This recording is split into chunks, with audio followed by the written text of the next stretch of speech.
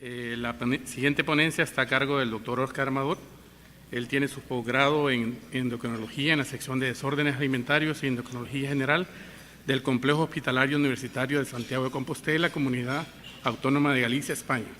Posgrado en endocrinología molecular en el Laboratorio de Endocrinología Molecular de la Facultad de Medicina de la Universidad de Santiago de Compostela, Galicia, España. Residencia de endocrinología en el Hospital Rosales. Residencia de Medicina Interna también en el Hospital Rosales, Universidad de El Salvador, doctorado en Medicina en la Universidad de El Salvador, miembro de nuestra asociación ACEDIN, exsecretario de la Asociación Salvadoreña de Endocrinología y Nutrición, miembro de la Asociación ALAB y constante ponente de nuestros congresos. Bienvenido, doctor. 102 años han pasado desde que se descubrió el glucagón. 2 años después de que se descubriera cómo funcionaba la existencia de la insulina. En un inicio fue Charles Kimball y John Morley los que describieron que existía otra sustancia que al ser inoculada en conejos y perros elevaba transitoriamente la glucosa y luego con el efecto de la insulina, porque no estaba purificado, decaía hacia valores bajos. En un inicio, debido a este efecto, al glucagón se le llamaba glucose agonist, es decir, agonista de la glucosa. Pero para acortarlo, decidieron escribirle las primeras 4 letras de glucose, gluc y agonist, las primeras 4 letras de las palabras, y el nombre quedó como glucagón. Voy a intentar explicarles de dónde viene, en dónde se escinde cada péptido que nos proporciona el glucagón, qué células son las que le dan, sus funciones, las interacciones que tiene entre él, a dónde va a actuar, cuáles son los medicamentos que están en estudio, las ventajas y desventajas. Fue descubierto en 1922, como se los mencionó anteriormente. En un inicio le llamaban factor hiperglucémico glicogenolítico porque rompía el glicógeno hacía rupturas de glucógeno para poder formar glucosa. Pero no fue pasó en la penumbra casi 3 décadas, pero no fue hasta 1953 que el glucagón fue purificado, cristalizado y secuenciado. Y a la misma vez, en 1957, se descubrió que el origen eran las células alfa. El primer ensayo que existió para medir los niveles de glucagón fue descubierto en 1959 por Hunger y Orsi. Ellos también demostraron que había un test con el que se podía medir los valores de glucagón, y también demostraron que había supresión biológica del glucagón en la hiperglucemia.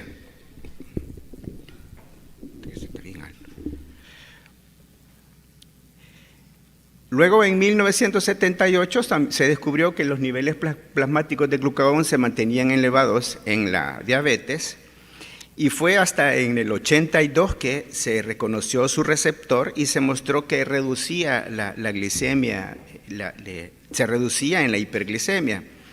Y fue desde el 2009 en adelante en donde se empezaron a hacer la mayoría de los estudios, se relacionó con otros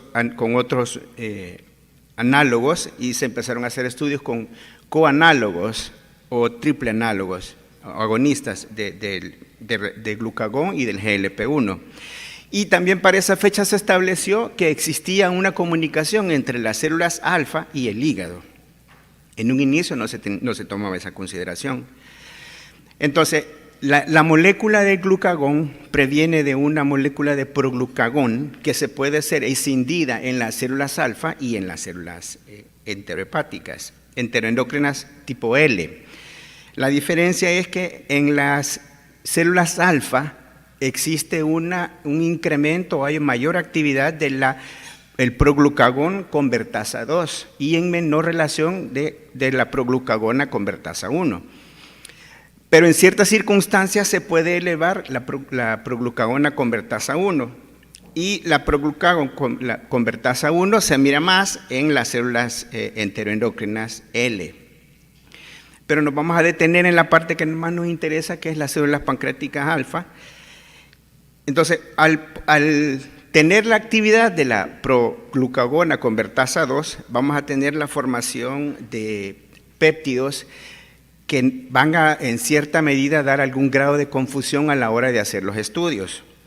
Pero de estos, la escindida que se le da al péptido de 160 aminoácidos, vamos a tener que se forma el péptido pancreático relacionado a la glicentina, el glucagón verdadero, que es un péptido de 29 aminoácidos, la glicentina, el glucagón 1,61 que se libera pero en menores cantidades y tiene un efecto muy parecido al glucagón verdadero, y la oxintomodulina. De estos hay que considerar que para poder hacer las mediciones se sigue utilizando hasta la fecha el anticuerpo masivo 30K, que es el que nos va a decir que va a ir directamente hacia el carbono terminal del péptido, pero se mira en ambos, en el glucagón verdadero y en el glucagón grande. Es importante que conozcamos todos estos péptidos, porque a la hora de hacer los estudios se debe de tener un poco de prudencia para evaluar cuáles son las elevaciones que se tienen de glucagón en la mayoría de los estudios clínicos que se hacen. A la fecha, se publicó el febrero de este año en un hospital coreano la probable existencia de una nueva forma de medición, y ellos esperan que con esta medición sea más fácil demostrar las elevaciones de glucagón en los pacientes y ya no se tenga que tener aquella prudencia a la hora de interpretar los datos.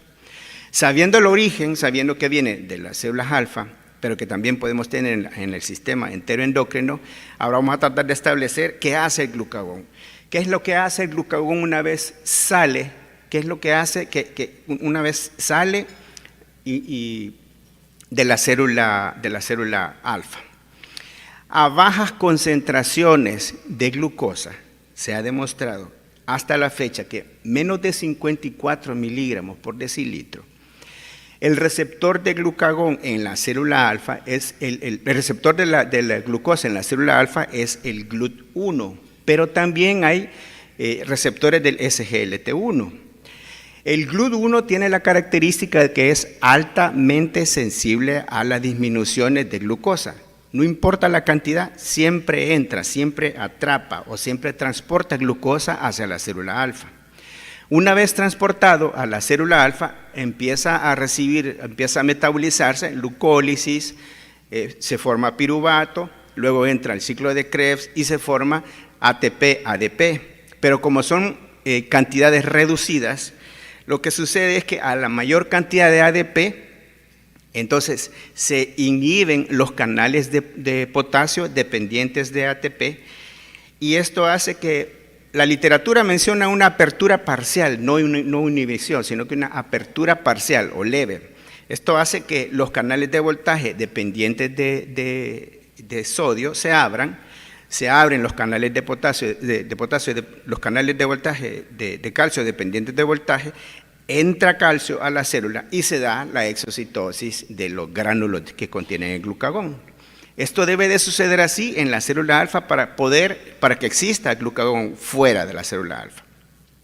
En los valores demostrados de menos de 54 a la fecha, probablemente esto va a cambiar porque no se tenía una manera apropiada de hacer las mediciones del glucagón. Ahora bien, vamos a concentrarnos en la parte de arriba. El principal estimulante de la secreción o la exocitosis de gránulos que contienen el glucagón es la hipoglucemia. Pero la hipoglucemia es inducida por insulina. Esta es transitoria, pero en los estados en donde se necesita que haya una marcada secreción de glucagón o sostenida secreción de glucagón, por ejemplo el ejercicio, en donde se van disminuyendo lentamente los valores de glucosa, debe de haber otra sustancia que promueva la liberación de glucagón. Y se ha demostrado que el cortisol es el encargado de estimular esa secreción constante, leve, sostenida de glucagón en estos estados. También cuando hay una dieta llena de proteínas, principalmente los aminoácidos alanina, prolina y arginina y glicina son los encargados de incitar o mantener la secreción de glucagón. En los estados en donde hay ácidos grasos, algunos, no todos, estados fisiológicos como el estrés, la exposición al frío o descargas simpáticas difusas hacen que haya secreción de glucagón constante pero leve, sostenida. Y las hormonas adrenalina, la colecistoquinina y el péptido inhibitorio dependiente de glucosa o insulinotrópico dependiente de glucosa son los encargados de elevar los valores de glucagón. Ahora, vámonos hacia abajo. ¿Cómo lo detenemos?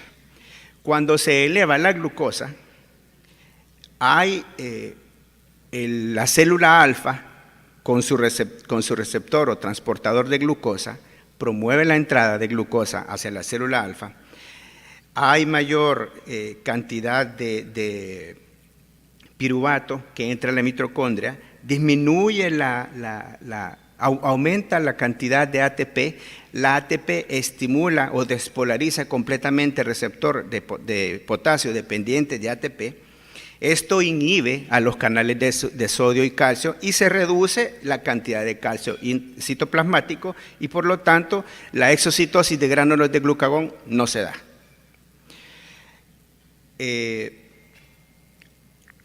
Cuando está elevada siempre la glucosa a valores fisiológicos, el GLUT2 permite la entrada de glucosa a la célula beta, se eleva la concentración o secreción de insulina. Recuérdense que la concentración de insulina se secreta junto con cristales de zinc y eso hace que de dos formas inhiban la secreción del glucagón, reduciendo el AMP cíclico y reduciendo la actividad incrementando la actividad de los canales de calcio dependientes de potasio y así se detiene la exocitosis de gránulos de glucagón. También pueden hacerlo a través de la disminución del AMP cíclico para reducir la activación de la proteína quinasa A. De esta manera se detiene la secreción del glucagón. Ahora, ¿por qué es importante todo eso? Porque así nosotros entendemos cómo sale el glucagón, quién lo modifica, quién promueve la secreción del glucagón y quién evita la secreción del glucagón. Se ha demostrado que el principal secretor es la glucosa, pero también esto es un estímulo transitorio, no es sostenible en el tiempo, porque por mecanismo de defensa también el glucagón regresa a la célula beta a estimular la secreción de insulina. Ahora bien, dentro del islote pancreático, en donde existen las células alfa, las células delta y beta, hay una comunicación que es unidireccional. Una vez se disminuye la secreción de insulina, va a haber una producción de glucagón y el glucagón va a ir a estimular a la célula beta, principalmente a su receptor, al receptor del glucagón, pero en menor cantidad y en mayor cantidad el receptor del GLP-1. También a través de la misma secreción o disminución de insulina va a haber estímulo de la secreción de acetilcolina y esta va a ir a su receptor muscarínico a estimular la secreción de insulina cuando se han reducido los niveles. Una vez sucede esto, se estimula la secreción del glucagón y se sigue todo el mecanismo de la comunicación que existe entre las células alfa, beta y delta. Ahora bien, ¿qué es lo que sucede entonces cuando sale el glucagón? ¿Qué sale a hacer el glucagón? El glucagón una vez sale, llega al hígado a través de su receptor de glucagón. En el hígado estimula la proteína quinasa A y la proteína quinasa A empieza a hacer una especie de cambios de fosforilación en donde va a haber mayor incremento de la glucogenólisis, incremento de la gluconeogénesis. Esto nos va a dar mayor cantidad de azúcar en la sangre y la glucosa o azúcar en la sangre va a inhibir la secreción de glucagón. También podemos tener aumento de la beta-oxidación, disminución de la lipogénesis, y también se ha encontrado que estimula el transporte de aminoácidos hacia el incremento en el transporte de aminoácidos y mayor formación de uragénesis. Eso disminuye la transaminación de los aminoácidos y evita la cantidad de amonio. La urea es una sustancia soluble y esto reduce las posibilidades de incrementar el amonio en la sangre y también reduce la cantidad de aminoácidos dentro del sistema y evita que haya más secreción de glucagón. Entonces, los efectos del glucagón a nivel sistémico, vamos a encontrar que en el cerebro hay una reducción del apetito, por lo tanto disminuye la ingesta de comida. En el corazón hay aumento de la frecuencia cardíaca. En el tracto gastrointestinal hay disminución de la motilidad y también esto conlleva reducción del vaciamiento gástrico. En el riñón hay aumento del filtrado glomerular y aumento de la absorción de agua. Y en el tejido adiposo hay un incremento del gasto energético y esto es relevante a la hora de los medicamentos que están enfocados en ser análogos o ser agonistas o ser antagonistas del glucagón. Hay incremento en la producción de calor y en el hígado va a haber incremento de la ureagénesis, lipólisis, y disminuye la lipogénesis y los niveles de colesterol. Ahora bien, ¿qué sucede entonces en la diabetes? ¿Qué sucede y en la obesidad? En la diabetes se ha encontrado que la célula beta es muy poca resistencia, tiene muy poca resistencia a la oxidación y al estrés oxidativo y a la apoptosis. Al tener poca resistencia, hay mayor proliferación de células alfa y la mayor producción de células alfa va a incrementar los niveles de glucagón. Entonces, sobre la base de la deficiencia de insulina y la resistencia en la insulina propia de la diabetes, vamos a encontrar que hay un incremento en la secreción de glucagón y hay disminución de la degradación, extracción y aclaramiento del glucagón. También hay mediciones inexactas, tal como se lo mencionábamos al inicio. Y el glucagón va a tener un efecto paradójico en el hígado porque sobre la base de un hígado esteatótico, la condición es que haya un hígado esteatótico, no se van a poder llevar a cabo las vías metabólicas que les describí al principio. Habrá más aminoácidos circulantes, mayor glucosa y mayor cantidad de ácidos grasos. La glucosa intentará inhibir la producción de mayor glucagón, intenta inhibir, pero no lo logra, no hay menor producción de glucagón. Y va a haber un aumento en la proliferación de las células alfa.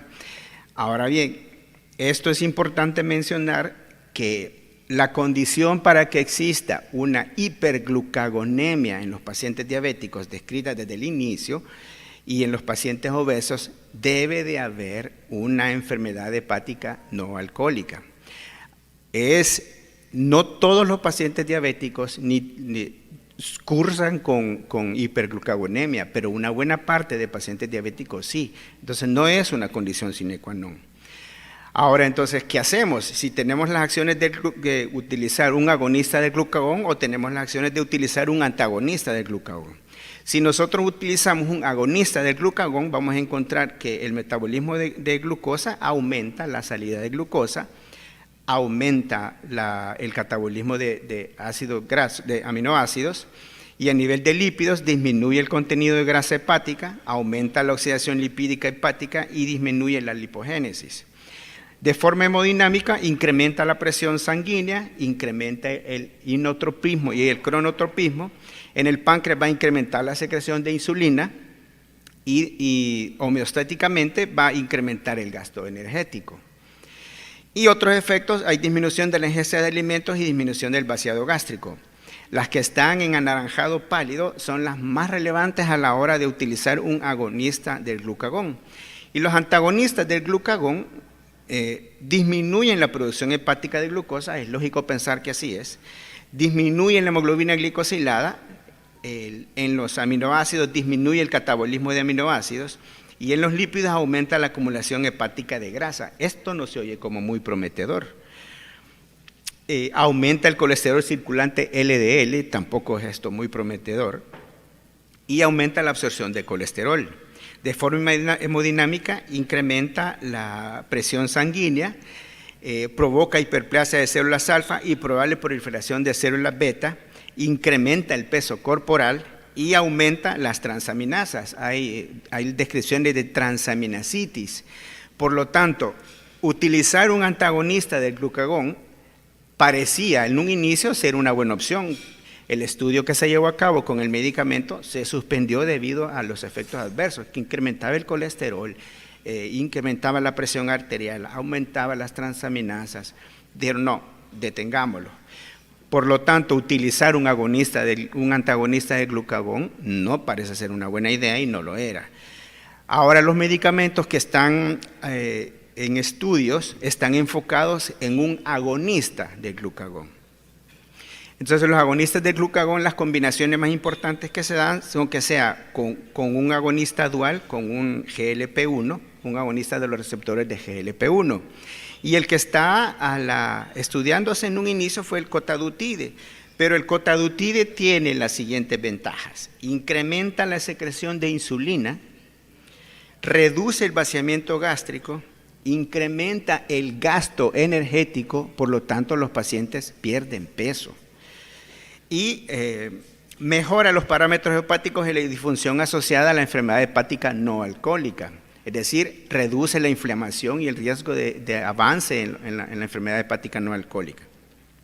Y el survodutide, que es otro de los medicamentos que están en estudio, reduce la hemoglobina glicosilada y tiene una ventaja, es que el estudio se ha llevado, todavía no está publicado, los datos que han mostrado es que no tiene una meseta en la pérdida de peso. Es decir, el 20% de los pacientes, hay pérdida del 20% del peso hasta en el 40% de los pacientes. Pero no se encontró una meseta. En otras palabras, si el estudio se extiende, se hace más largo, el paciente va a seguir perdiendo peso. El éxito de la cirugía bariátrica es que los pacientes pierden al menos el 25% del peso. Con este medicamento se ha demostrado que algunos pueden llegar a perder hasta el 24.3%. Casi se compara con una cirugía bariátrica.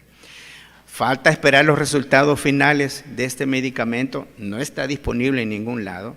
Son estudios que se están llevando a cabo, pero el futuro de estos medicamentos es prometedor. Lo que no va a ser prometedor es probablemente el precio. Eso sí no va a ser. Entonces, el glucagón, 102 años desde que existió, ignorado por 3 décadas, y hasta ahora nos venimos a dar cuenta que es sumamente relevante en el manejo de la diabetes, la obesidad y la enfermedad hepática. La estimación de los niveles de glucagón con las pruebas que existen a la fecha es un poco engorrosa, porque se debe de tener mucha precaución en el análisis de los resultados. Hay que tener mucho cuidado, no se pueden interpretar como medir un valor de glucosa así de fácil. La compleja regulación del glucagón puede conllevar controversias relacionadas a los enfoques experimentales y a la variación de las especies. De la molécula inicial, que es de 160, del péptido inicial de 160 aminoácidos, surgen o se tienen documentadas al menos 5 péptidos, pero pueden haber más. Entonces esa confusión, claro, como pasó tanto año en penumbra, ha dado a la motivación de hacer nuevos ensayos. La hiperglucagonemia es observada en individuos con diabetes, obesidad y enfermedad hepática y renal, pero no es una condición sine qua non en los pacientes diabéticos, porque algunos no cursan con ella. Y la hiperglucagonemia contribuye en gran medida a la hiperglucemia propia de la diabetes, a la obesidad y a la enfermedad hepática. Los agonistas de glucagón en combinación con GLP-1 muestran resultados terapéuticos prometedores en el manejo de la diabetes, obesidad y desórdenes metabólicos. Y con esto termino.